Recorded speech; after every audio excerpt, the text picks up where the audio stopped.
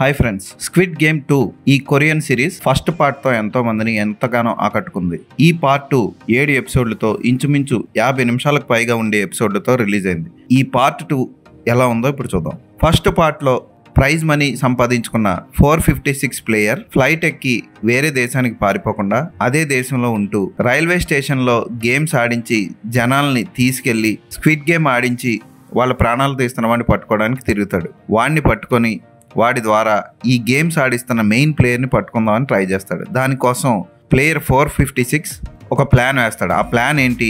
ఆ ప్లాన్ ద్వారా ఈ గేమ్స్ అన్ని ఆడిస్తున్న వాడిని పట్టుకున్నాడా లేదా, అసలు ఈ గేమ్స్ ఆడిస్తున్న వాడు వేసిన ఇంకొక ప్లాన్ ఏంటి, వాడు ప్లేయర్ 456 వేసిన ప్లాన్స్ ని ఎలా తిప్పికొట్టాడు, చివరికి ఏమైంది అన్నది ఈ 7 ఎపిసోడ్లో చూపిస్తాడు దర్శకుడు.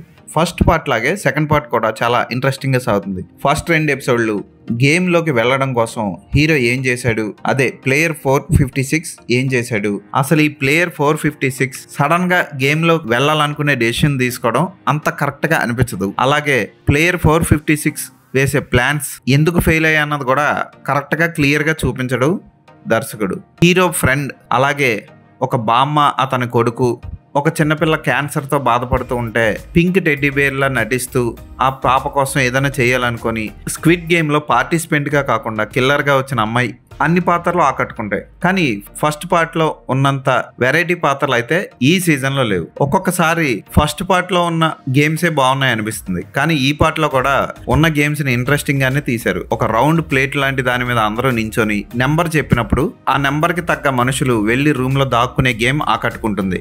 అయితే ఎక్కడా కూడా ఈ గేమ్స్లో చూపించిన వైలెన్స్ అంత బీభత్సంగా అనిపించదు. క్లైమాక్స్లో ట్విస్ట్ బాగుంటుంది, తెలుగు డబ్బింగ్ బాగుంది, ఫోటోగ్రఫీ కానీ బ్యాక్గ్రౌండ్ మ్యూజిక్ కానీ టాప్ రేంజ్లో ఉన్నాయి.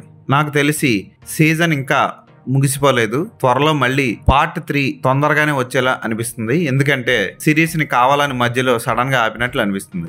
ఇంట్రెస్టింగ్గా సాగే ఈ వెబ్ సిరీస్ పార్ట్ 2 కూడా అదిరిపోయింది. ఈ సీజన్కి నేను ఇచ్చే రేటింగ్ 3.5/5.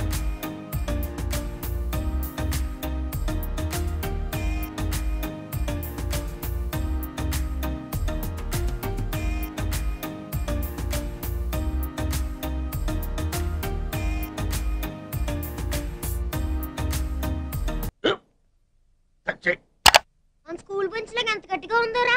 కొట్రా, కొట్టు, పర్లేదు, కొట్టు. బాబాయ్ ఏంటి నువ్వు కొడతావా? కమా బీట్ మీ యార్. వద్దు బాబాయ్, వాడిని నేను కొట్టడం లేదమ్మా, వాడినే నన్ను కొట్టమంటున్నాను. నువ్వేం కంగారు పడక్కర్లేదు. అడుగుతావేంటి?